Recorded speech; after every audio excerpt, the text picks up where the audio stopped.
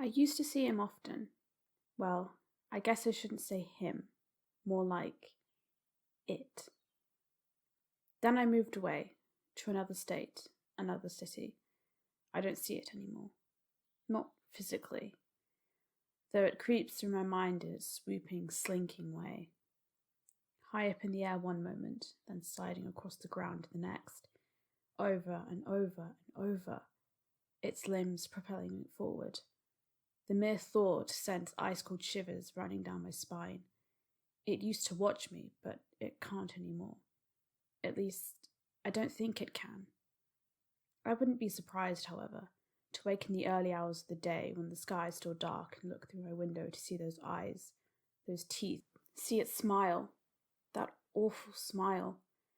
I hope I'm dead before that day arises. I hope I've seen the last of that monster.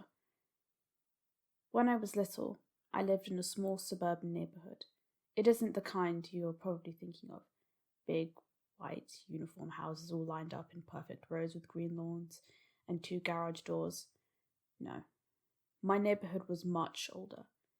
It was built sometime in the 50s and every house looked different, but most had started to fall apart.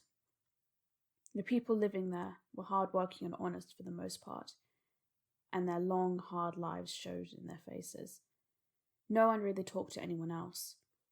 That was one of the only things I didn't like about that neighborhood. My mother always said that the neighbors just liked to keep to themselves, that they had nothing very important to say, anyway. Looking back at it now, I think they did have something important to say. Something very, very important. I saw it for the first time when I was 8 years old, during the summer. It was very hot that season, unusually so compared to all the summers I had before, so I stayed inside most of the morning. Then, after lunch, my father hooked up the sprinkler we used for our garden in our backyard. I excitedly got into play clothes and rushed outside into the blinding sun. Those were the days. Those innocent days in the sun where I played without a care. I had no idea how soon I'd be missing them. So I was outside, running and laughing and jumping through the cool spray of water, when I saw it. At first I didn't notice it. It was just a rustle in the bushes. Then it was a crack at the branch, and I looked up.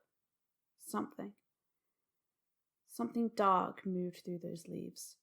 Something as black as midnight, yet it shimmered when the sun hit it. It ran, or galloped, to this day I'm not sure what to call it, from a small forest behind my house, leapt over my neighbor's fence and disappeared from my view. I was curious, so I chased it. The pavement burned my feet, but I didn't care. I watched, along with a few other neighborhood children, as the creature swept in and out of the shadows of the trees, making its way down the street. It was large, probably about 8 feet tall if it stood upright, though it never did. Instead, it stayed hunched over, its hind legs curled up at its sides, and the knees protruding grotesquely past its torso. Large, white, curled claws grew from its bony feet and long, slender fingers. Its arms were gnarled, the joints bulging under twisted muscle and skin that was black and rubbery and stretched over whatever bones the beast had. It caved in at odd places and looked almost as if it were rotting. Still, when it crept through the sun, patches glistened grey and blue as if it were made of some kind of foreign glass. Then there was its face. The skin was the same, stretched over an oblong oval skull that jutted out in the back. Its eyes were sunken deep within its head, large and round and hollow. They glowed a weird white yellow, one I'm sure that does not have a name to this day. Really, it wasn't even glowing. It was more pulsating, ever present in the light that seemed to come straight from some non-existent soul deep within the monster's core. It always seemed to smile. Its mouth was stretched like skin far across its face. You know the expression, grinning ear to ear? It was literal in this case, each corner reaching within its side of its face, where ears would have been if it had any. Within this smile there were 2 rows of pure white teeth, long and sharp. In fact, Each tooth was so long it could never close its mouth. The sharp tips just clacked against each other as it skulked around, waving its head slowly from side to side, as if sniffing something in the air.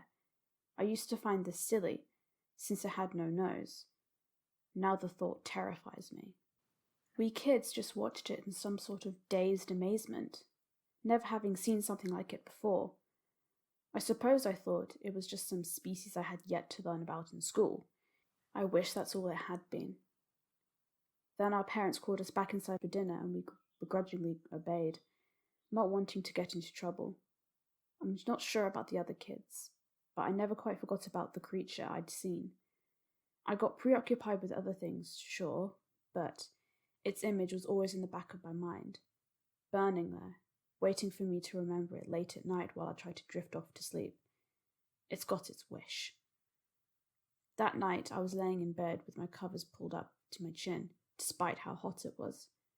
The nightlight across the room barely gave me comfort, as the thoughts of ghouls and ghosts hiding in my closet or under my bed. Then the beast's image slipped into my thoughts. I gripped the covers.